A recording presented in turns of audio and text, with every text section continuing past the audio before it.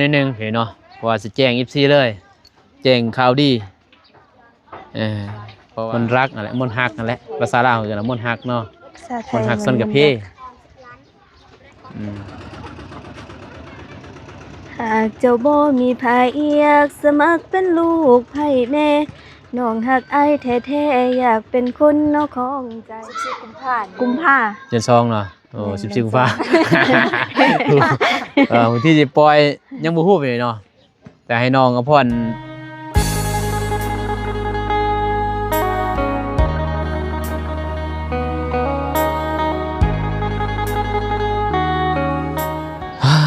ไปพี่น้องเอ้ยเนาะไปหาน้องอภรก่อนเพราะว่า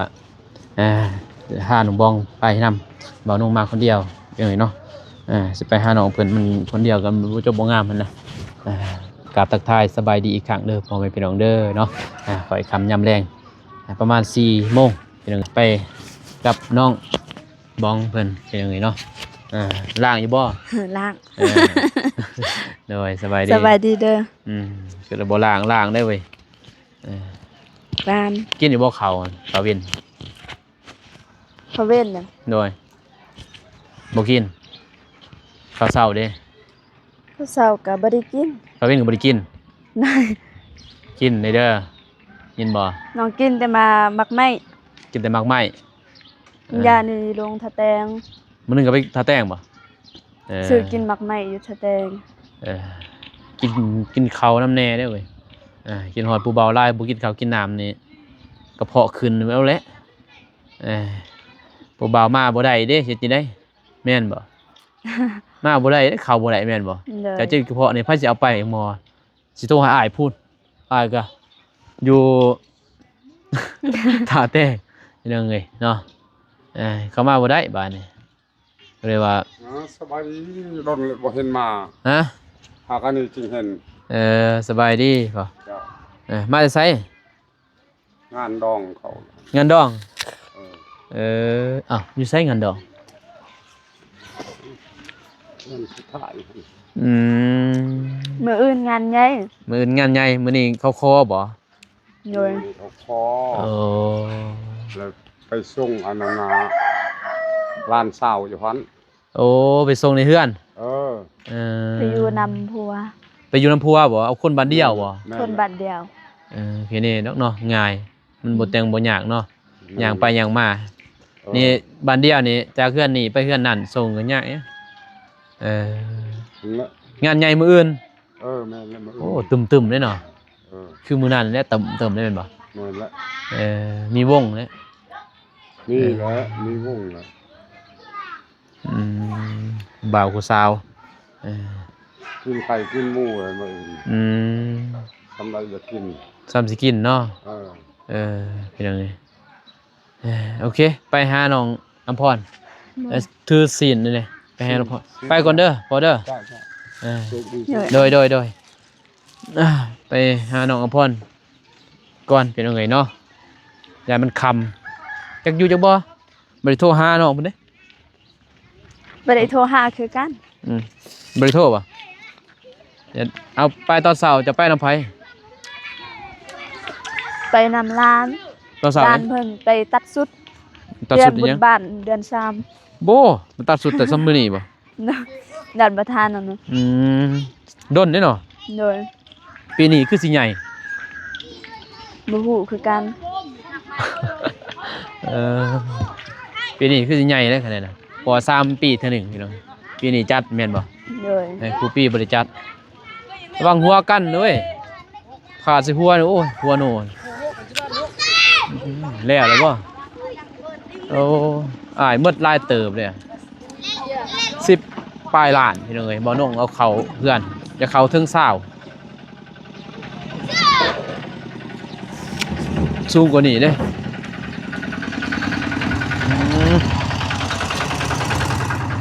อ้ำอดแต่มันจะมาถ่ายคลิปน้องพรอยู่บ่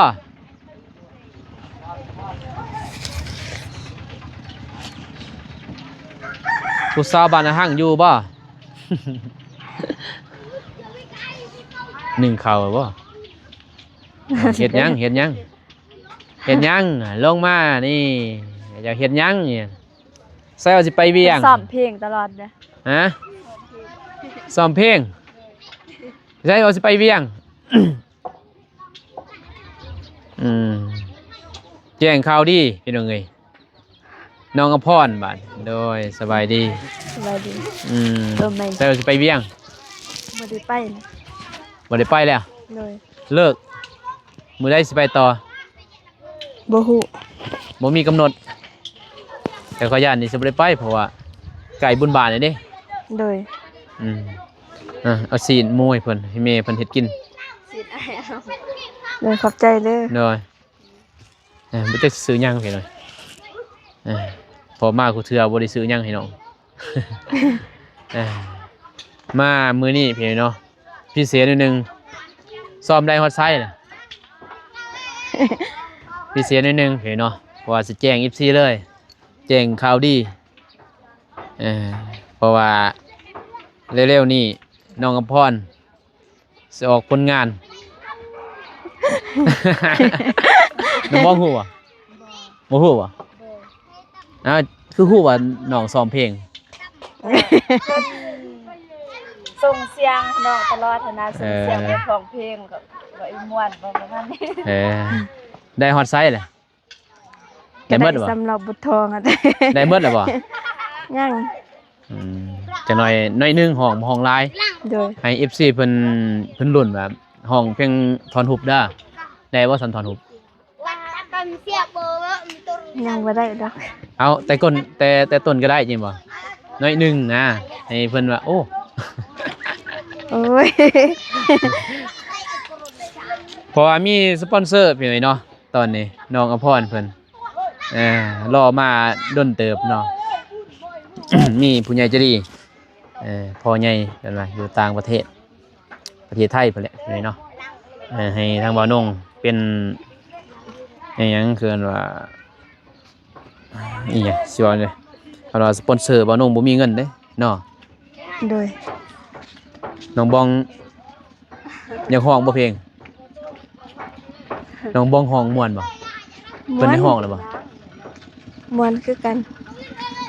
เพราะว่าถ้าว่าน้องพรห้องแล้วนี่เนาะ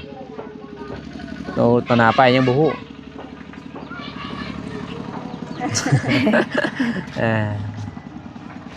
เพราะว่ามีสปอนเซอร์เพิ่นตอนนี้บ่าวน้องเฮ็ดเพลงพี่เนาะแต่ว่า MV นี่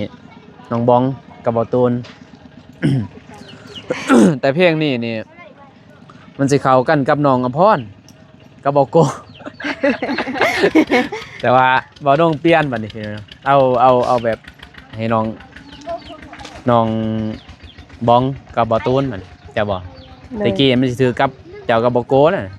แม่นบ่ โดย รอเบิ่งรอส้มเพลงเนาะแต่ว่าซื้อเพลงนี้จักสิแต่งซื้อในใดจังมนรักส่วนกับแพร่บ่จักแนวใดนะมันสองอย่างนี่แหละฮะ มันฮักส่วนกาแฟบ่ มันรักนั่นแหละมนฮักนั่นแหละภาษาลาวคือมนฮักเนาะ ภาษาไท ม ย นฮักส่วนกับแพร่แต่ว่ามันจะออกมาแบบใดรอเบิ่งรอส้มไปเนาะแต่ว่าเสียงนี่น้องพรเสียงดีอยู่แล้วแต่ว่าเนื้อเพลงนี่ ยังบ่ได้ เพิ่นก็แต่งนี่ก็ไม่น้อยได้อพี่น้องเอ้ยบ่าวนุ่งหาอยู่ในเมืองท่าแต้งถือว่าอันดับต้นๆในเมืองท่าแต้งบ่าวป้อมเพิ่น โอ้ ในเมืองท่าแต้งก็ถือว่าเพิ่นแหละเคยเห็นบ่ เคยทักทายกันอยู่เว็บไ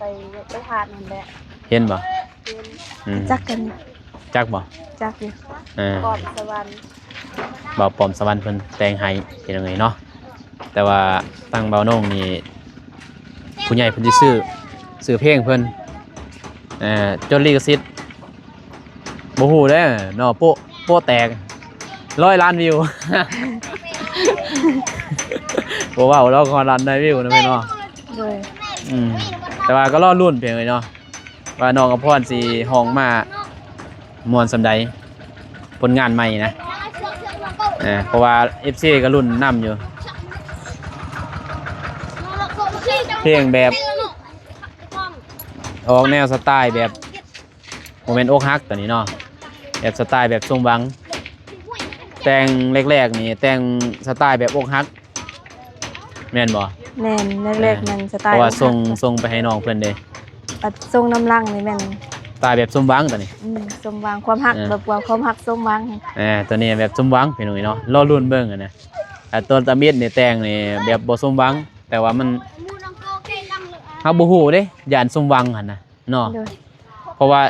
ไปปล่อยเพลงลำลังเฮ็ดจะได้เนาะมันมูลสมหวังก่อนมันบ่คักไอ้บัดนี้แม่นบ่ แม่น ก็เลยว่าไปเปิดเพลงเอาตัวแนวสมหวังก่อนบัดนี้ ตัวแนวอกหักนี่กันว่าน้องอภรกันว่าน้องบ้องห้องได้นี่ว่าได้เรื่องแม่นบ่ตัวสมหวังนี่น้องบ้องตัวอกหักนี่น้องอภร แม่นคันตัวสมหวังนี่แม่นผู้นี้น่ะจะห้องถึกนะ แล้วก็เข้ากับเรานะ แนวซ้ำนี่ก็สมหวังได้แม่นบ่ โดย แนวคบกันนี่ดิแต่ว่าอกหักนี่น้องอภรนี่ห้องสิพังแล้วตอนแม่นบ่พอดีเป๊ะเลยแม่นบ่ แม่น กับชีวิต แม่น น้องอ เป๊ะ ภร เลย ไปเลยถือว่าเพิ่นแต่งดีขนาดนี้ก็รอเบิ่งเพิ่นเนาะสิปล่อยนี่ก็บ่ดนดอกเพิ่นเนาะไว้นี่แหละแล้วแต่น้องเพิ่นพึกนะแนวใดรอน้องพ่อนน้องบ้องก็มาพังก็ได้เนาะ โดย บัดมือซ้อมจักบ่อยากเอามาพังเพิ่นซ้อมเพราะอ้ายส่งเนื้อเพลงให้เด้เพราะว่ากำลังตอนนี้นี่มิกเสียงเห็นเนาะทั้งมิกเสียงทั้งแต่งดนตรีไว้ก่อนนะน้องห้องพร้อมตอนใดแบบไปแล้วบ่ตื่นเต้นอยู่นะมันยากได้เพียงเนาะห้องเพลงพอน้องอภรบ่เคยเข้าห้องอัดแม่นบ่ โดยบ่เคย เข้าห้องอัดนี่ ไปเข้าห้องอัด จัก ไอ้ สิ บัด ได้ นี้บ่เจ็บห้องนี่ยัง2 ชั่วโมงเพิ่นบ่เจ็บบ่จังได๋พอเวลาเข้าไปนี่มันกดดันเด้แต่ว่าให้น้องทำใจสบายจะบ่แต่น้องสิได้อยู่บ่อาย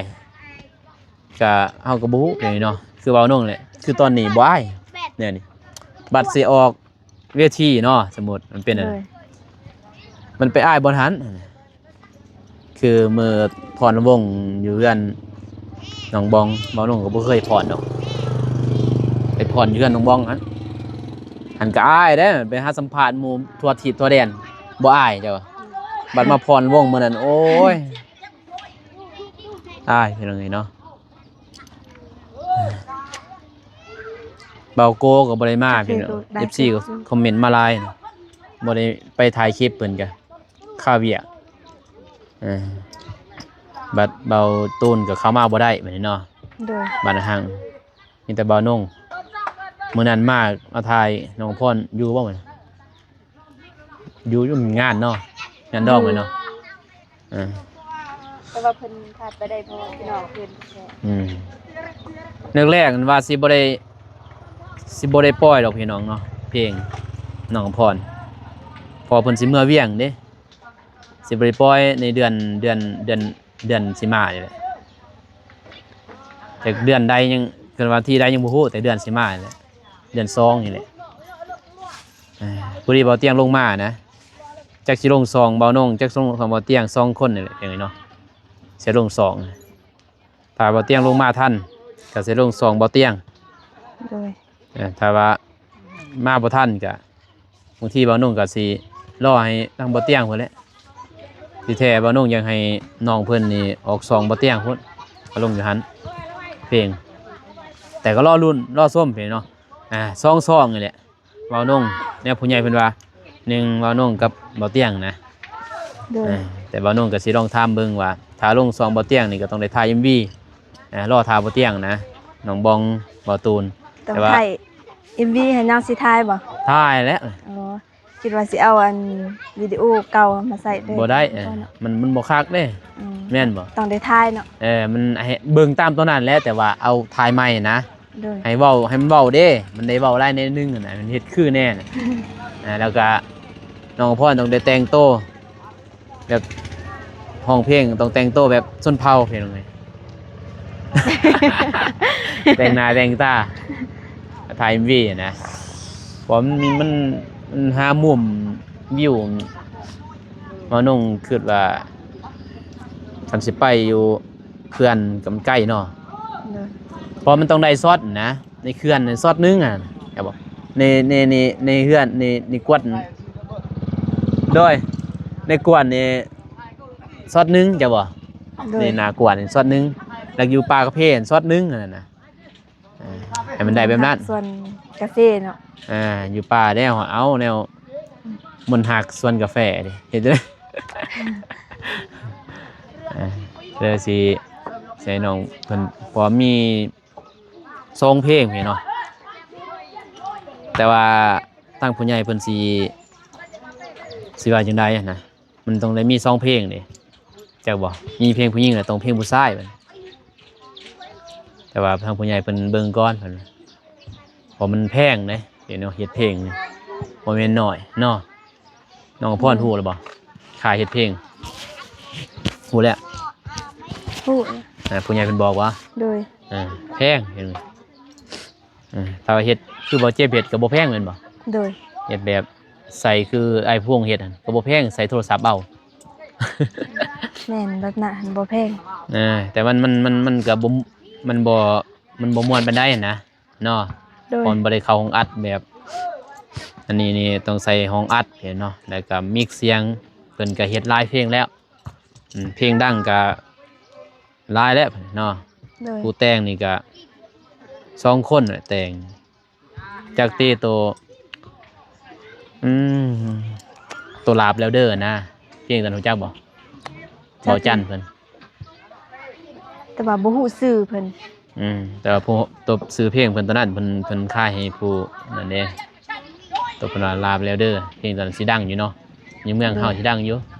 เหมือนถ้าแต่งหัวบ่ว่าแต่เมืองดอกก็เฮ็ดที่นี่เนาะ กระดัง ผู้นั้นแลแต่งให้มันสิแพงแน่เพราะเฮาให้คนเก่งอะนะเขามือสีบอยู่เนาะแล้วก็มีเครื่องเสียงครบมิกยังครบอะนะก็รอเบิ่งรอส้มไปเนาะว่าสิปล่อยมือใด MV แต่บ่าวน้องสิเอาซอดขึ้นดอกหน่อยนึงถ้าว่าน้องไปอัดแล้วแต่ว่าสิปล่อยเลยยังบ่ทันปล่อยพี่น้องเนาะถ้าว่าอัดแล้วมือใดเข้าห้องอัด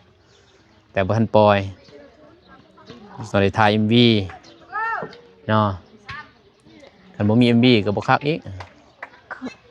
เอ้าแต่ว่าเข้าห้องอัดแล้วก็จึงถ่าย MV น้ำลังบ่ ไอ้ตัดบ่ยากตอนนั้น MV เข้าใจบ่ง ง เพราะว่าห้องอัดนี่คือได้แต่เสียงเข้าใจบ่ เลย แต่ว่า MV นี่ได้แต่ภาพเข้าใจบ่ โดย คือน้องบ้องเว้าหยังนี่สิบ่ได้ยินบางได้สิยินบางคำเข้าใจบ่ โดย ตัวใดมันซอดเด็ดๆนะคือเบาเตียงถ่ายเห็นบ่นี่หยังเพลงหยังลืมเลยใส่ว่าสีได้เพิ่นว่า บ่ฮู้ ใส่ว่าสิฮักอายบ่ได้เพลงเบาเตียงแบบนั้นแหละแต่ว่า โดย แต่ตัวนี้ก็สไตล์เดียวเพียงเลยเนาะสไตล์ลูกทุ่งอินดี้แล้วจะออกมาแบบใดแต่น้องบ้องนี่มักเพลงแบบใดมักห้องเพลง ฮะเคยห้องบ่น้องบ้อง ยินดีลูกทุ่ง มือนั้นน้องบ้องในห้องบ่เบาโกมาบ่ในห้อง ในห้อง คือว่าห้องอ้ายก็เบิ่งบ่หมดเห็นแต่น้องอภรห้องเนาะ โดย เบาโกที่ถ่ายมันน่ะ โดยอาสิให้ละห้องอยู่แต่ว่าละห้องละวัดเองห้องบ่เป็น ก็เป็นอยู่ TikTok ยังห้องอยู่ ก็เป็นอยู่แต่ว่า เสียงดีได้ โดย น้องบองดีหมัดซองเห็นเนาะแต่ว่าต้องรอบสปอนเซอร์เนาะเบิ่งก่อนเบิ่งน้องอภรกระแสตอบรับสำใดเพิ่นเนาะขอ FC เพิ่นก็ลุ้นนะอยากให้น้องอภรมีผลงานของน้องเองเป็นของตนเองเนาะหนึ่งผลงานในชีวิตคือว่าสร้างความพันให้น้องเพิ่น โดย ได้เป็นนักร้อง1เพลงก็เอานะ เอาแล้วหนึ่งเพลง บัดยามบุญบานก็พอดีงามเปิดเพลงซะ บ่อายติ บ่ บ่เจ็บนี่อายบ่เปิดนะอ้าวนี่ได้เป็นนักร้องว่าอายบ่เปิดนะบัดโอ้ยเป็นจังไงเนาะ ได้แล้วบ่จักหน่อยหนึง ยัง นะ ยังบ่ได้ หน่อยหนึงไหน เริ่มต้นได้บ่ประมาณเอาพี่น้องเอ้ยสิให้เพิ่น ลอง บ่คิดบ่ฝัน เทคหน่อยหนึ่ง สิได้มาพอเด้อคน ให้น้องอำพรเทคก่อนโอเคพี่น้องเนาะที่ทดสอบแล้วก็สิให้ FC พังเสียงน้องอำพรเพลงใหม่ผลงานแรกของน้องอำพรแต่ว่าให้น้องเพิ่นห้องแบบน้ำย่อยนิดนึงให้ FC พังเนาะเพราะว่ามือถ้าว่า FC อยากพัง โดย ให้จบยังอีกบ่ดนเนาะรอท่าเบิ่งว่าสิม่วนซำใดแต่ว่านี่สิเฮ็ดให้น้องเพิ่นห้อง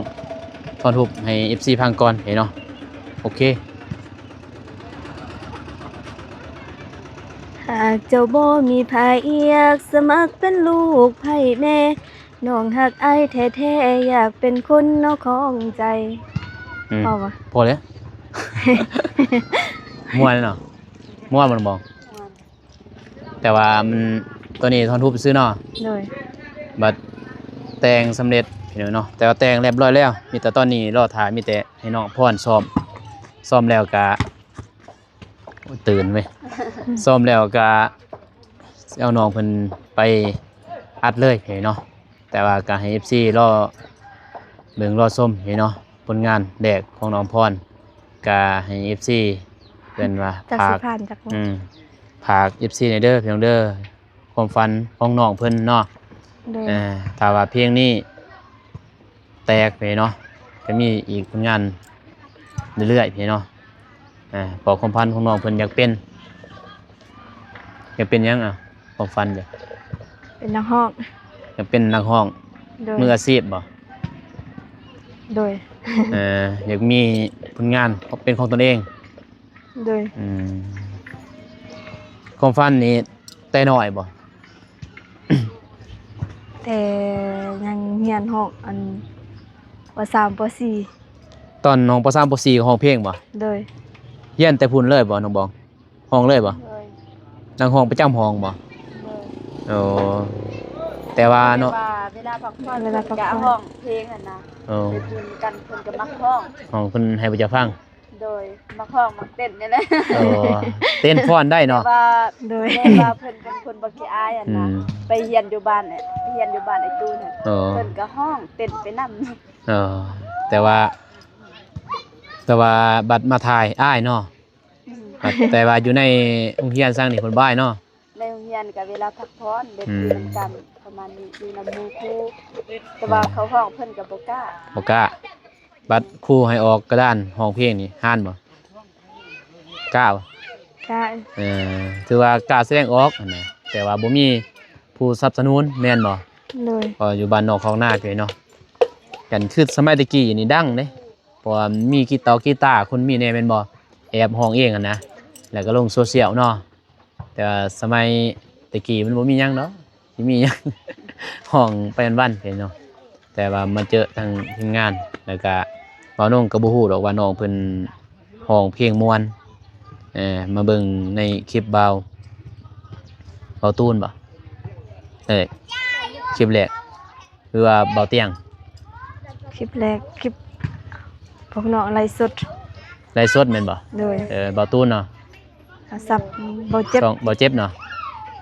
สับไอ้ตูน แต่ซองไผ แม่นไอ้ตูน ซองเบาตูนบ่ โดย ก็เลยว่าเบาเตียงเพิ่นมาท้ายบัดนี้พี่เนาะก็ถือว่าเสียงดีนะดีแหละเหมือนว่านั่นเนาะเสียงดีโลดพี่เนาะถือว่าดีก็เลยว่าบ่าวนุ่งอยากให้น้องเพิ่นมีผลงานบัดนี้ก็ตอนแรกๆก็ให้ทางเบาเจ็บเพิ่นแต่งเพลงพี่เนาะแต่งเพลงแต่ว่าทางเบาเจ็บก็แต่งบ่ทันแล้วเด้เนาะก็เลยว่าผู้ใหญ่เพิ่นพร้าวบัด ให้เบานุ่งมันไปหาคนแต่งเพลงเพิ่นว่าพอเห็นเบานุ่งถ่ายคลิปตอนมือบุญเด้แต่ว่าบุญอยู่วัดแต่ผู้นั้นก็เป็นกันเฮ็ดแต่อ้ายก็บ่เชื่อบ่ทันเชื่อมันเพิ่นเพราะท่านบ่เห็นผลงานเด้ โดย แต่เพิ่นก็ไล่คลิปไล่เพลงอยู่เพิ่นเฮ็ดแต่เบานุ่งเห็นอยู่ตาแต่งมีผู้เดียวหันเพิ่นมีผลงานหลายเด้เพิ่นก็เป็นคนดังเนาะเลยว่าแจ้งให้พ่อเพิ่นผู้ใหญ่เพิ่นเห็นเนาะว่าน้องอภรเพิ่นก็ติดต่อหาเบานุ่งแหละเพิ่นว่าให้เบานุ่งหาแหน่คนแต่งก็เลยเอาเบาป้อมเนาะ โดย ป้อมสวรรค์เพิ่นเห็นเนาะแต่งให้แต่ว่าตัวนี้สื่อเพลงคาโต้เห็นเนาะ โดย สื่อเพลงคาโต้เลยได้จดลิขสิทธิ์พร้อม ว่าผู้ใดสิเป็นผู้กำลิขสิทธิ์เห็นเนาะถ้าลงซองใดกับผู้นั้นเด้อ โดย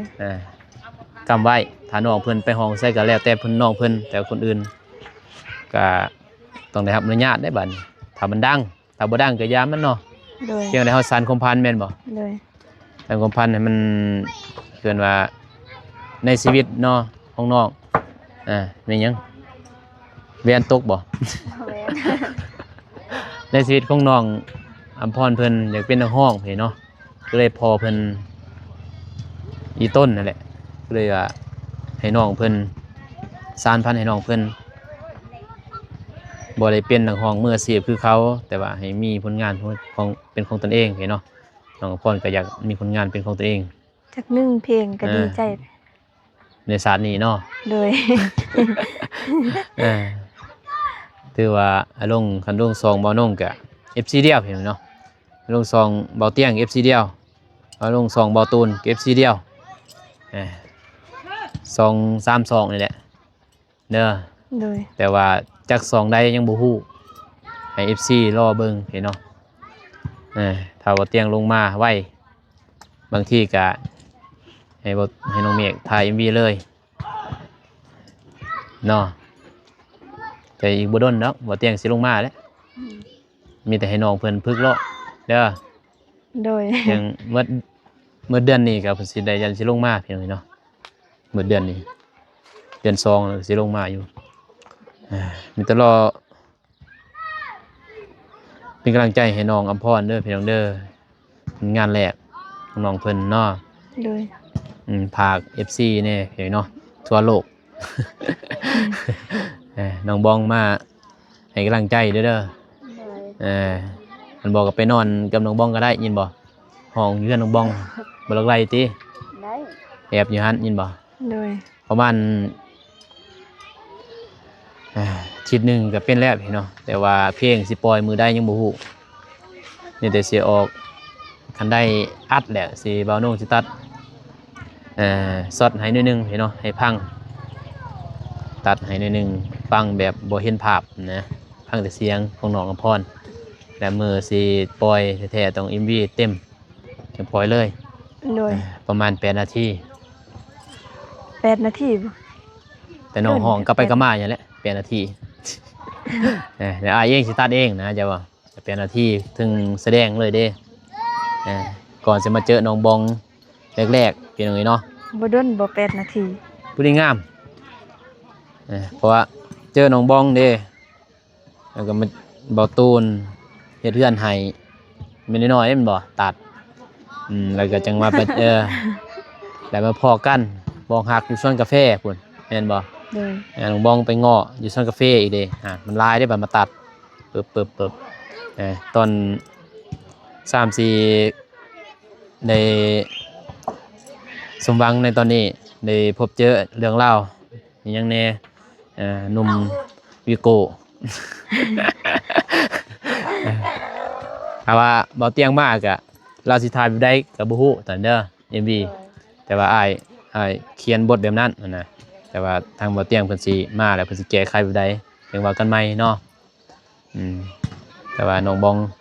ต้องกับบ่ตูนต้องได้สมหวังนะเพียงตัวนี้ เพียงอกหักก็มีตอนนั้นเนาะแต่ว่าเอาแล้วตอนนั้นมันทรายได้แม่นบ่ โดย ตอนแรกๆคันมีสปอนเซอร์ตอนนั้นเพียงเนาะบ่น้องว่าสิแต่งเลยแล้วตอนนั้นตอนเบาตูนอกหัก อกหักมือหนึ่งแล้วโหละจังสั้นเลยเด้อ โดย มีแต่พึ่งห้องนี่บ่ โดย ทางอายก็สิกลับก่อนนั่นแหละกูบ่ขอบใจทางน้องบองมาส่งเด้อมาคนเดียวก็บ่ฮานพี่น้อง ขอบใจคือกัน ย่านเพราะว่าบ่นุ่งมาคนเดียวนะมันบ่คือเนาะ โดย เพราะว่าก็แม่นอยู่ดอกทางน้องเพิ่นเข้าใจแต่ว่าบ้านเมืองเขาบ่ฮู้เด้แม่นบ่ โดย เขาสิเป็นจังไดจังไดเนาะเป็นจังซั่นเด้อ โดย สู้สู้อยู่บ่ สู้ ฝึกแล้วก็ส่งให้เพิ่นเด้อให้เพิ่นพังยินบ่ โดย แล้วก็ส่งมาหาอ้ายแน่อ้ายก็สิพังเบิ่งมันได้บ่นะแล้วก็สิติดต่อทางบอนของอัดเลยพี่เนาะถ้าได้แล้วก็เขาเลยโลดเพราะว่าบ่ให้ใกล้เดือน3มเดือน2นี่แหละบ่ให้ใกล้เดือน3นะครับเดือน2จักวันที่ใดบ่ฮู้แต่เดือน2นี่แหละสิปล่อยเดือนนี้คือหยังตุลาบ่อีหยัง มังกร มังกรเดือนนี้มังกร เดือนหนึ่ง โดย เดือนหน้าเด้ มีหน้า มีหน้าเนาะ แม่นว่า แม่นบ่เดือนเดือน2 เดือน2กุมภา 14กุมภาพันธ์ กุมภา เดือน2เนาะโอ้ เดือน 14กุมภาวันที่สิปล่อยยังบ่ฮู้ไปเนาะแต่ให้น้องอภรให้มันได้ก่อนนะเฮาบ่ฮู้ว่าเดือนนี้มันมีคือว่าเดือนแห่งความรักเด้มันสิปล่อยในเดือนนี้แหละแต่ว่าวันที่ใดยังบ่ฮู้เนาะ โดย บางทีไปเปิดตอน14กุมภาพันธ์ยังบ่ฮู้แม่นบ่ โดย แต่ว่าเบิ่งก่อนหรือว่าหลังกุมภาหรือว่าหลัง14กุมภาหรือว่าก่อน14กุมภาพี่เนาะเพราะว่าต้องให้เพลงตัวนี้ต้องได้เปิดตอนมื้อนั้นเนาะ เขาห้องอัดสิบ่ฮอดนั้น4-5 ชั่วโมงว่าจังได๋ จักแหละเบาเจ็บยัง2ชั่วโมงกับไอ้ผู้บงเพิ่นว่ะ เขายังว่าเป็นได้หันยัง2 ชั่วโมง เจ้าเสียงมันได้เด้พังหน่อยหนึงมื้อหนึงยังมันบ่ได้เสียงเฮาดีนะบ่ได้ตัดอิหยังมากมายจ้ะบ่ เลย มันถึงตามคีย์หรือจบเลยกันว่ามันเพี้ยนนิดนึงเพื่อเดียดไฮนี่เนาะ เพี้ยนนิดนึงเห็นไฮนิดนึงนะเขาเฮ็ดเขาเป็นเมื่อปีเนาะจ้างเพิ่นขาดลอยเด้เจ้าบอกทางห้องเองอยู่เพื่อนคือว่าแล้วเสียงคนห้องกันยินเจ้า จังซั่นแหละไป เลย กลับก่อนเด้ออยู่ดีมีแห้งสู้ๆโดย ใจ บ้านเดียวเนาะโอเคไปน้องบองครับแล้วไปผมมาขอบใจน้องบองพี่น้องเนาะโอเคไปโอ้คนนี่ลายเนาะน้องบองเต็มคู่แรกนี่บ่คู่แรกนี่เนาะ เลย แต่ว่าน้องมาเนี่ยคู่ตอนเช้าก็เตะ ตอนเช้าใหญ่ตอน บ่ว่าตอนเช้าก็เตะ ตอนค่ำฮอต1 โมงก็มี เตะหั่น 2 โมง เตะก็ตอบบ่ บ่ ตีนี่โอ้ ดูนั่นก็เด็ด เขาบ่ห้องติ กินน้ำ บ่ห้องติ ห้องได้เปิดตู้น้ำ แซวเนาะ ว่าน้องกาสิออกเดินทางเลยก็มีแต่รอรุ่นรอส้มพี่เนาะนั่นผลงานแรกของน้องอภรพี่เนาะว่าสิออกมาแบบใดพี่เนาะก็รอเบิ่งรอส้มเด้อพี่น้องเด้อเนาะโอเคพี่เนาะคลิปนี้บ่น้องกาสิจบเพียงนี้ก่อนพอพี่น้องเนาะอยู่ดีมีแฮงหมดสุขสุขคนเด้อพี่น้องเด้อพบกันใหม่คลิปหน้าคลิปนี้เขากล่าวคำว่าสบายดีพี่น้องไปบ๊ายบาย